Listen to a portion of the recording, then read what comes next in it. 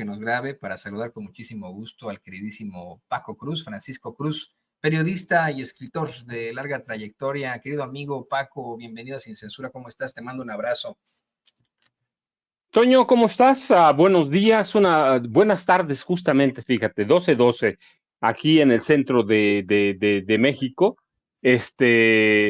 Así que un abrazo de regreso. Mira, te voy a hacer dos comentarios antes de que pasemos a otros temas. El primero, todo derivado del tema de la Suprema Corte. El primero, estabas platicando con el maestro Ricardo Sevilla sobre las pensiones. Mira, yo tengo un punto, independientemente de que sepamos, no sabemos, pero independientemente de que sepamos o no cómo jubilarnos, cómo pensionarnos, hay un punto que nos debe indignar con la Suprema Corte de Justicia de la Nación. Mira, en 1997, Ernesto Zedillo propone una serie de cambios al régimen de pensiones y a quienes veníamos cotizando con el régimen del 73, luego en el 97, lo que propone es una serie de cambios que en los hechos significa rebajar nuestras pensiones al 30%. Eso fue lo real. Si tú te podías pensionar con $1, entonces te ibas a poder pensionar con 30 centavos, para que veas nada más la diferencia. Y los ministros, los jueces federales, los magistrados, no tocaron sus pensiones. Si tú eres ministro de la Suprema Corte de Justicia de la Nación, te puedes pensionar, jubilar prácticamente con el 97% de tu salario último. Sí, es decir, una pensión millonaria, aparte de otras prestaciones y privilegios que tienen. Cuando en el 97 cambiaron el régimen de pensiones de los trabajadores, que cotizábamos en el IMSS, por ejemplo, o que cotizamos en el IMSS, no nos dieron nada, un mes de aguinaldo y párale de contar y tu servicio médico, pero redujeron en 70% las jubilaciones de este país. Así que te hacen una serie de sumas y de cuentas y al final terminan entregándote eso, 30%. No te dan más. ¿Por qué? Porque la ley del 97, y yo no recuerdo un magistrado, un juez federal, un ministro de la Suprema Corte de Justicia de la Nación que se haya indignado por esa barbaridad. Sí, 70% redujeron las pensiones o el régimen de pensiones de los trabajadores y luego ya abrirían el régimen de las AFORES. Eso es otra historia. Pero lo que debe indignarnos verdaderamente es que en el 97 ellos mantuvieron todos sus privilegios, todos, y permitieron que el gobierno de Ernesto Zedillo redujera 70% nuestras pensiones. Eso debe indignar. Y ningún ministro se acuerda ni parece el recordarlo. El otro tema, mira, este recorrido, que no es un recorrido, es una invitación que hace a Norma Lucía Piña Hernández, la ministra presidenta de la Suprema Corte y por tanto manda más, jefa máxima del Poder Judicial, y yo digo también de la Cámara de Diputados. Está en una serie, en un carrusel de medios de amigos para victimizarse. Esta mujer es una sinvergüenza. No solo han liberado a narcotraficantes peligrosos, Abraham Oseguera Cervantes, el hermano del Mencho, el hijo del Marro. Ellos liberaron a las cuentas de Norma Lucía Piña Hernández, de la esposa de Genaro García Luna, de Luis Cárdenas Palomino. Es decir, contrató ella misma, ella directamente, a personajes vinculados al lavado de dinero de Genaro García Luna. Si ellos protegen a empresarios poderosísimos o magnates, dueños del dinero en este país, además de que protegen a criminales abiertamente.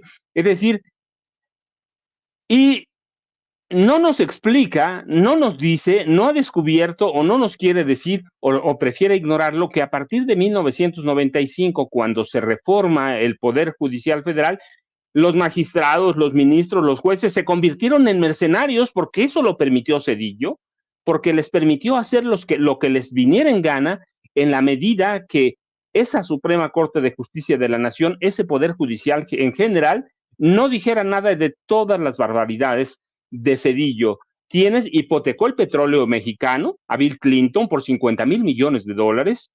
no usaron todo, pero por eso lo hipotecó los ingresos del crudo. La Suprema Corte de Justicia cayó con el FOBAPROA, cayó con lo de las pensiones.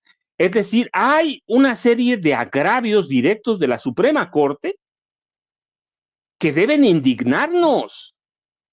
Hay una protección abierta a criminales.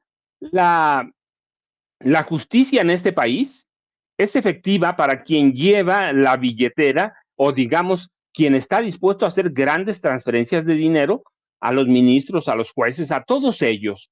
Y a cambio, la Corte los protege. Es decir, hay una serie de hechos vinculados directito a los ministros que deben indignarnos a todos. Así que lo que está haciendo hoy Norma Lucía Piña Hernández en esta especie de invitación a medios, pues es invitar a todos sus cuates para que la defiendan, para que la veamos como una víctima del presidente López Obrador, una víctima de Claudia Sheinbaum Pardo. No hablan de todas las barbaridades que representa el Poder Judicial Federal. Mira, ellos liberaron una madrugada, lo recuerdo muy bien, a Rafael Caro Quintero sin avisarle a nadie. Es decir, podemos hacer un recuento de hechos de todas las barbaridades en las que está sumida la Suprema Corte de Justicia de la Nación. ¿Cuánto cuesta un amparo? ¿Y a quiénes les otorgan los amparos, Toño? Así que podemos hacer un recuento y luego si vamos al Consejo de la Judicatura Federal, olvídate. Hay nepotismo, hay prostitución, hay todo en la Suprema Corte. Hay jueces acusados de abuso, de violencia sexual. Nunca han castigado a nadie, hay como 2 o 3 casos por ahí, pero hay denuncias al por mayor. Tienen adentro una caja personal o de grupo, que es la que se encarga de hacer préstamos para todo y la jinetean el dinero, tienen fideicomisos para 50,000 cosas. Es decir, tenemos motivos de sobra para estar indignados. Hay quienes dicen, mira, no, la bronca viene con los jueces del fuero común. No, el fuero común, el fuero federal, a quien sea, a cual más. Hay como una especie, después del 95, una especie de mafias internas en el Poder Judicial Federal, y esas mafias controlan todo, deciden quién sale libre, deciden quién se queda preso sin sentencia. Tenemos el caso de Israel Vallarta, que tiene ahí más de 18 años preso sin nada. Es decir, ellos son semidioses, y hoy, a partir de que Norma Lucía Piña Hernández llegó a la presidencia de la Suprema Corte, ¿qué tenemos? Una corte que se convirtió en el gran legislador de este país. Cada que los legisladores del PRI, del PAN o del PRD se quejaban sobre una ley, un decreto del presidente López Obrador, ella lo anulaba. Ella, la Suprema Corte, pero está al servicio de ella. Así que debemos tener por las pensiones, porque se convirtieron en mercenarios de la justicia, porque liberan a delincuentes, porque protegen a delincuentes, porque se han convertido en mercenarios. Tenemos una serie de agravios por los que fuimos a las urnas, Toño, el pasado domingo 2 de junio y votamos por el Plan C. Hoy quiere dialogar con el presidente. Tuvieron 6 años, Toño, para presentar una serie de reformas al Poder Judicial que han hecho nada. Y lo que hace Norma Lucía Piña Hernández hoy es ir a victimizarse con tus amigos. ¿Recibieron a estos periodistas chayos? A lo mejor no, pero han recibido históricamente. Son sus amigos, son sus cuates. Leonardo Curcio trabajó, por ejemplo, en el CISEN mismo. El hijo de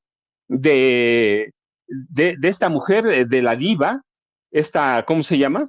Esta periodista con la que estaba también, con Adela Micha. Es que le digo la diva porque así, fíjate, Adela Micha, le digo la diva porque alguna vez fui a Televisa y su oficina, su cubículo estaba frente del de Carlos Loret de Mola. Y decía así, la diva, así. Entonces, con Adela Micha, su hijo trabajó, ¿cuántos millones recibió de gobernación por un software que nunca funcionó? Es decir, era un chayo abierto para ella. Así que hoy les dieron chayo, no, pero les han dado por mucho tiempo recibieron, así que está en un carrusel de medios Norma Lucía Piña Hernández. ¿Para qué? Para victimizarse, porque ni el presidente la va a recibir, y qué bueno que no la va a recibir, a la virtual presidenta electa Claudia Sheinbaum Pardo. Nadie, si quiere dialogar, que dialogue con el poder legislativo, finalmente en septiembre próximo tiene que haber un proceso para aprobar el plan C. Están haciendo las cosas mal y tarde. No nos ha hablado tampoco ella de sus encuentros clandestinos con Alejandro Moreno Cárdenas, Toño. Sí, hay un sinfín de cuentas que tiene que rendir Norma Lucía Piña Hernández y que tienen que rendir a todos los demás ministros. Mira, yo lo he dicho abiertamente, Javier Lainez Potisek, él fue el arquitecto de la reforma judicial de Ernesto Zedillo.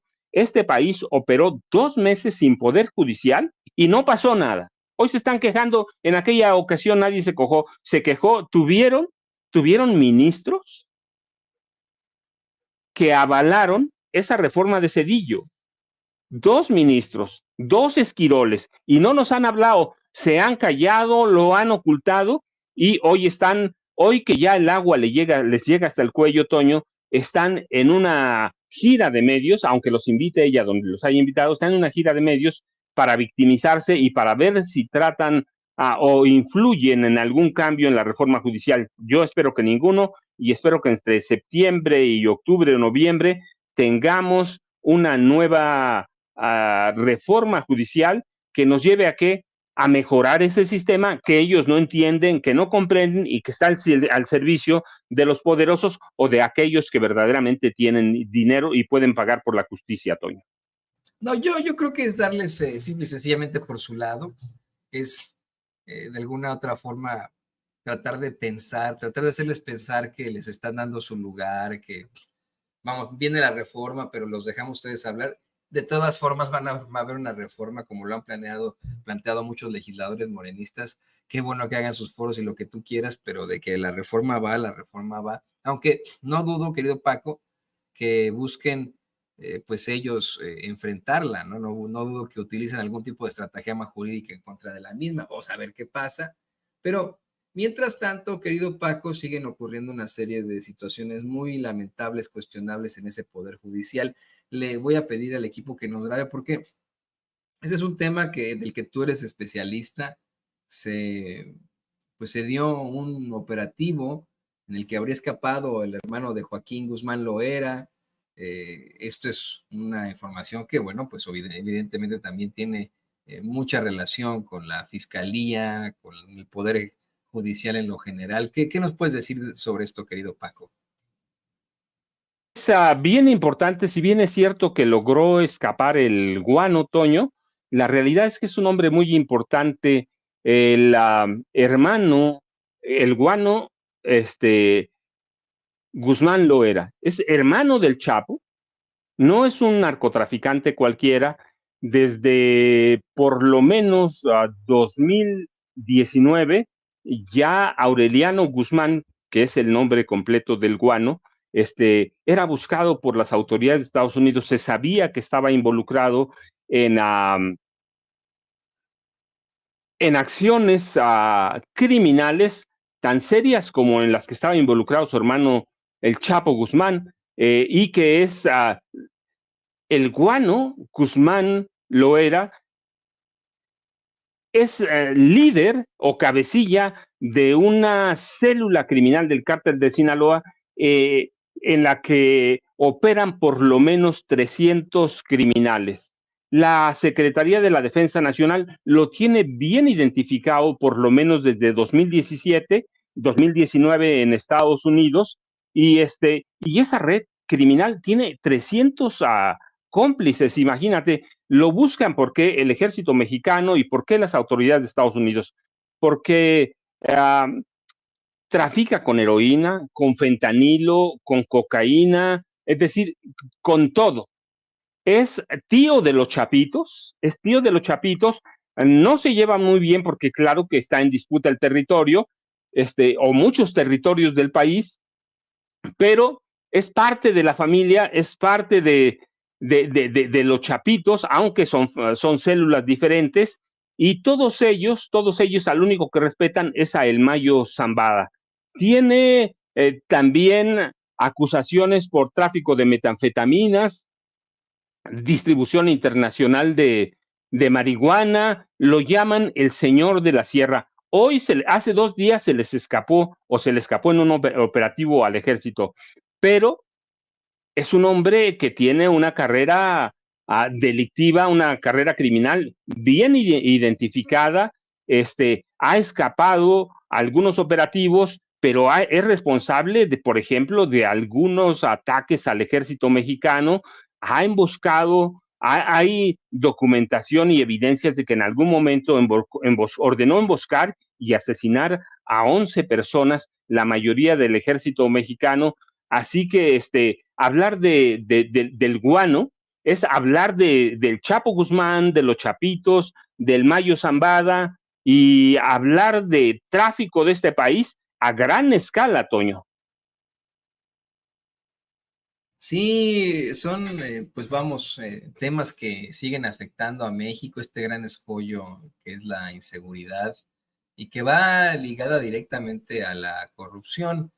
A ese cartel, pues se le ha vinculado a tantas figuras a las que pertenece el partido, a las que pertenecen el Partido Acción Nacional, y tenemos un Partido Acción Nacional que de todas formas niega tal vez a su miembro más cercano a ese cártel, ¿no? A Genaro García Luna. Pero ¿qué te parece que hablamos precisamente del partido? Le voy a pedir al equipo que nos grabe, porque este llamado grupo que nos vas a exponer a continuación, querido Paco, de los Ocean o los Quintos, este grupo que encabezarían Marco Cortés y Ricardo Anaya, está manteniendo a raya a esos panistas enquistados que aún pues están suspirando por un Calderón, por un Vicente Fox, y que pues están manteniendo a raya a esos panistas que de alguna otra forma dicen: queremos salvar al partido, queremos salvar el conservadurismo, queremos convertirnos en una verdadera oposición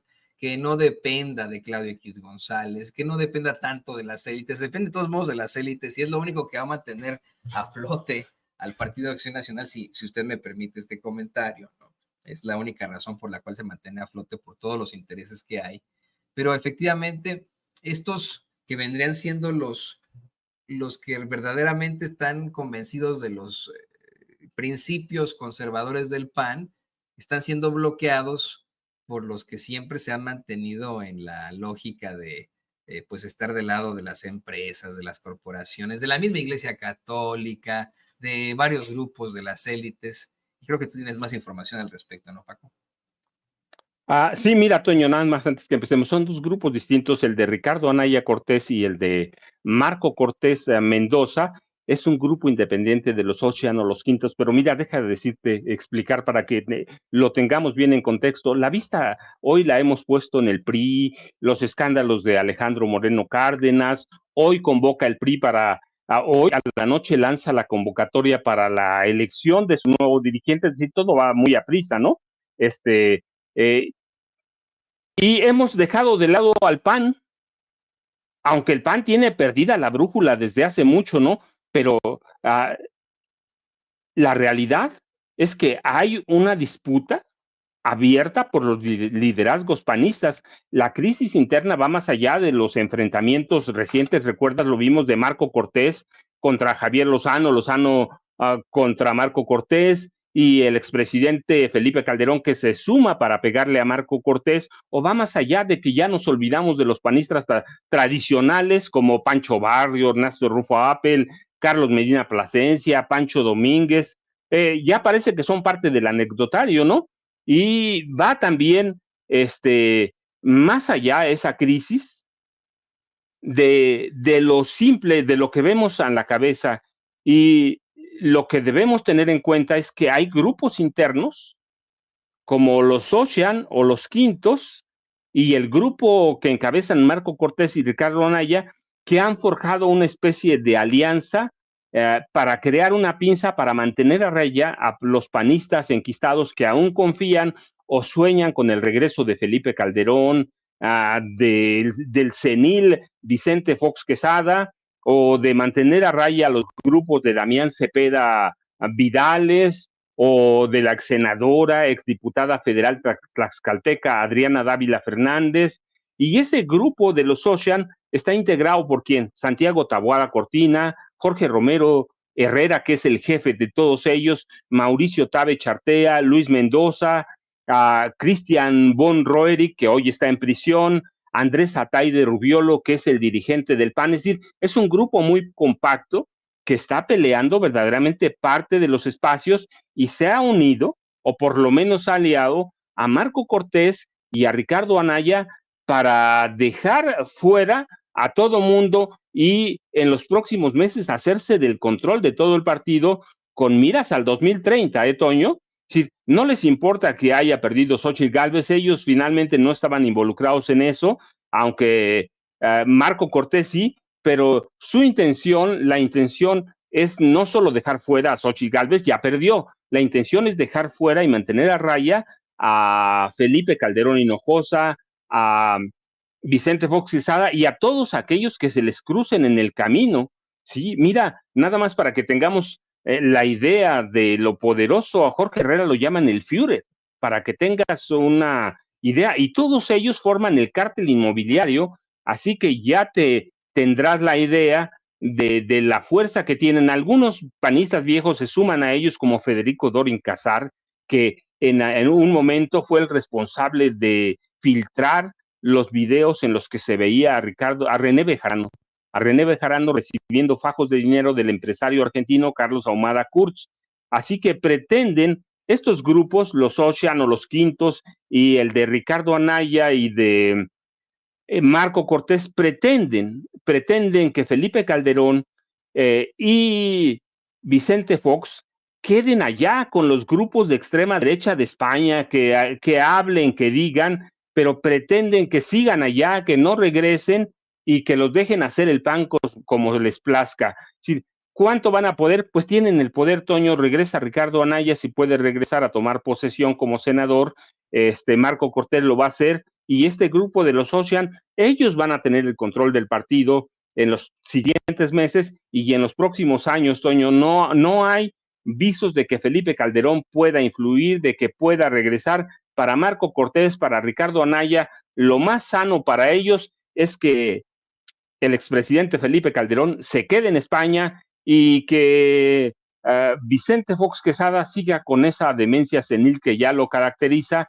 y si pueden expulsarlos lo van a hacer, pero los quieren mantener a raya, Toño, a través de estos grupos internos. No, están confiados en que los grupos panistas de Morelos están prácticamente liquidados, políticamente hablando, los grupos políticos de panistas de Veracruz, los Yunes, también están políticamente liquidados, así que el poder del PAN se va a concentrar de la Ciudad de México hacia afuera, Toño, en los siguientes por lo menos 6 años.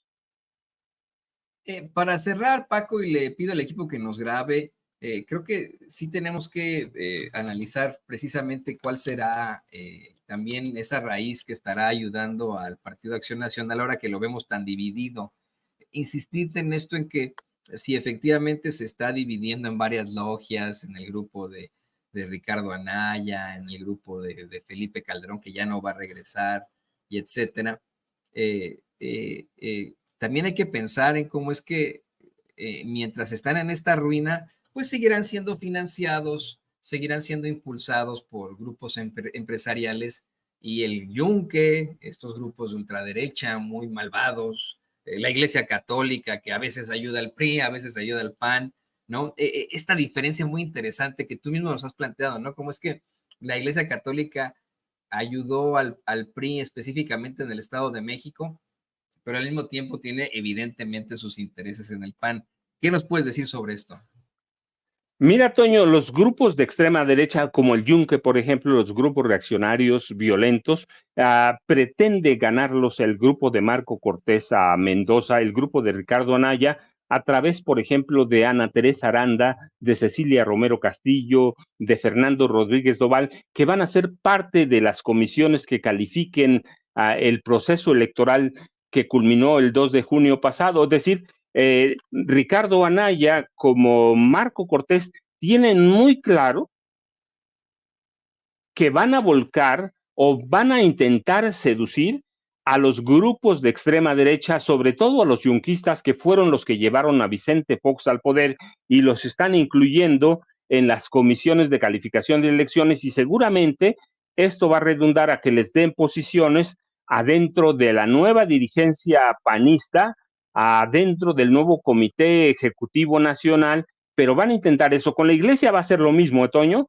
Van a través de los yunquistas, van a tratar de allegarse a la iglesia católica, van a tratar de seducir a aquella iglesia que estaba apoyando a Eduardo Verástegui. Es decir, no están dormidos, no le hemos prestado atención porque se la estamos prestando a todas las barbaridades que está haciendo Alito, y hay mucha razón. Pero el PAN no está inmóvil, está moviéndose, y está moviéndose a muy bajo perfil para no hacer tanto ruido, pero está dando, como yo te decía, posiciones interesantes al yunque a través de Ana Teresa Aranda, de Cecilia Romero, de Fernando Rodríguez Doval, que son yunquistas declarados. Así que no los tocamos porque de pronto no están haciendo tanto ruido, más que cuando se pelean con Felipe Calderón, cuando pelean o se enfrentan con Javier Alarcón, Lozano Alarcón. Así que no los vemos mucho, pero están moviéndose internamente, Tony. Llevan su proceso similar al del PRI, sin tanto ruido, y solo van a hacer ruido cuando personajes como Javier Lozano Alarcón o como Felipe Calderón o en su momento Vicente Fox o Margarita Zavala puedan salir a decir alguna cosa. Pero yo en este momento, con lo que hay en la mesa, me parece que los grupos, este grupo como el de los Ocean, que es todo el cártel inmobiliario, para que los identifiquemos bien. Toño, los llaman los Ocean porque así se llamaba el restaurante en el que se reunían, en el que empezaron hace años, o los Quintos porque son 5, eran 5 los iniciales, luego se sumaron otros, pero es el cártel inmobiliario. Y el grupo de Marco Cortés y de Ricardo Anaya me da la impresión de que, como están las cosas, ya les comieron el mandado, lo mismo que hizo Alejandro Moreno a Cárdenas en el PRI, les comió el mandado, va por una reelección prácticamente vitalicia, perpetua, dicen, es lo mismo, ¿no? Una dirigencia vitalicia, y me da la impresión que es lo mismo en el PAN, Toño. Están moviéndose, están trabajando y se acaban de comer a todos los grupos tradicionales del PAN y se acaban de comer a grupos como el de Felipe Calderón Hinojosa y Javier Lozano Alarcón. Así es, y a ver qué pasa con todo esto. Por mí, mira, que se deshagan y que termine el PAN, pero yo sé que el PAN, por ejemplo, ese sí no va a desaparecer debido a todos estos intereses que hay detrás. Y yo te quiero agradecer, Paco, como siempre, por estos muy interesantes análisis de temas que tú conoces a profundidad.